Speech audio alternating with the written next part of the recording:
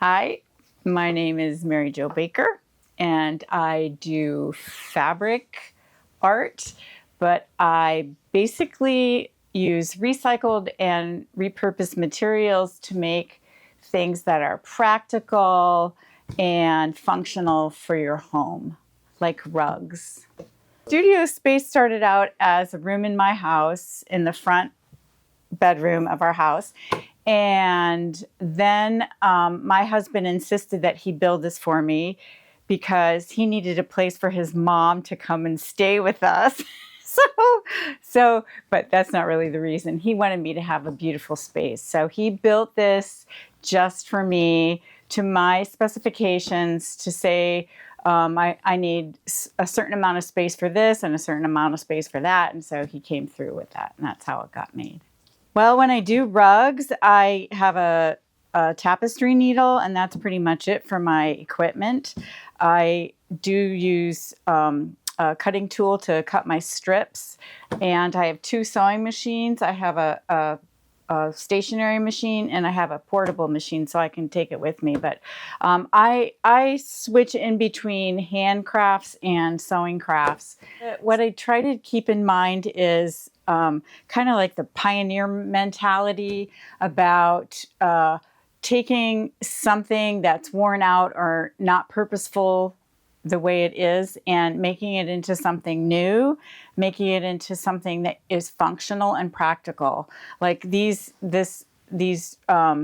scraps are just pieces of other projects, and in a pile like this, that's not worth anything. But if you make it, you braid it and you weave it, and you can make it into something beautiful and practical. So I don't really have any artists in mind, but just maybe like a grandmother or a pioneer kind of mentality that you use everything, even the scraps. I like to think up my own ways of doing things. So for example, these rag rugs again, there's nowhere online where you can see my method. I've developed this method.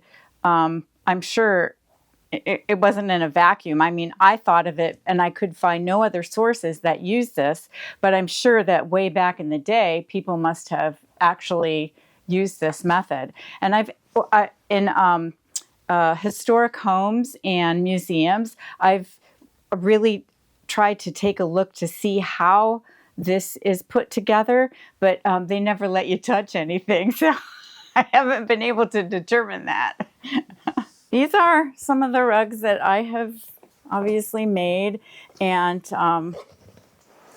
they're all different sizes. Some of them you can see are made with just one kind of fabric, and usually these are things that people give me, or they're old table linens. These are cell phone pouches. This one is a little bit larger so like a pair of glasses and a cell phone, and then back here is for your credit cards or your bus pass.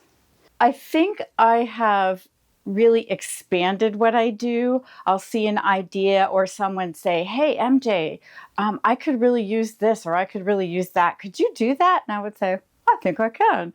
And that happened especially during COVID when Kim Toth came to me. She's a nurse here in Kenwood, and she wanted me to make masks because she worked for hospice at the time, and they didn't have any kind of face protection for COVID. And so then she came back a few months later and said, "Hey, can you make scrub caps?" And I'm like, "Sure, I think I could do that." And so I made scrub caps and ended up giving those to hospitals and nurses all over Florida.